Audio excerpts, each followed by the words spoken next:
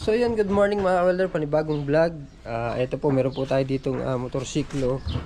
Yan, mapansin nyo po is nasunog po siya, sunog na sunog, no.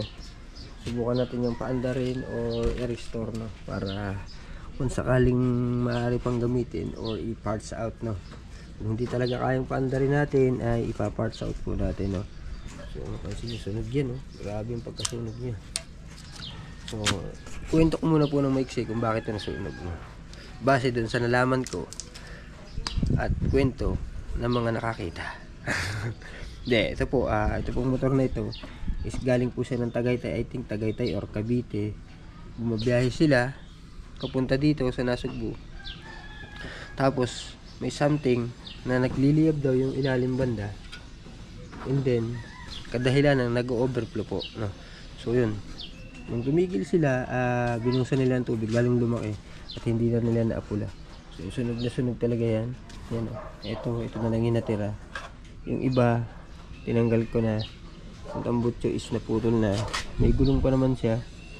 Yan, So yung mga welder, ang gagawin po natin is check natin to kung gagana pa siya, at para mapaandar po natin, kung sakay mapaandar natin is magagamit pa to paikot-ikot dito, no. Yan. Alright. Yan.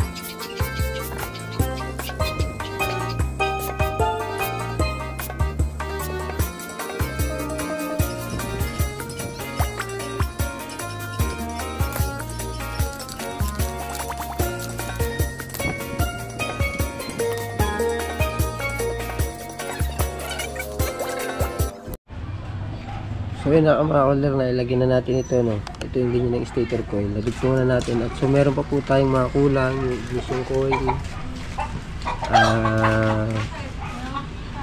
CDI socket. Meron pa tayong kulang na CDI socket, no. So yun. So pare, yun lang po muna ang ating update dito, no. So yun yung starting natin. Then mag-iipon tayo ng ibang pyesa. Ito lang yung na-check natin at nalinis na goods, no. CDI, meron po tayo. Ang wala po tayo is stator coil. Mayroon po tayong stator coil, wala tayong ignition coil, wala tayong CDI socket. At so yun, abangan nyo na lang po, no, mga welder, na ang ating magiging update dito sa bago natin binubuong project, no. Sana matapos natin to. At sa dami-dami natin mga project, wala tayo natatapos, no. So yan, tatapusin talaga natin yan kasi papandarin talaga natin yan para yan ay tumakbo hanggang sa mapatakbo natin. Alright, na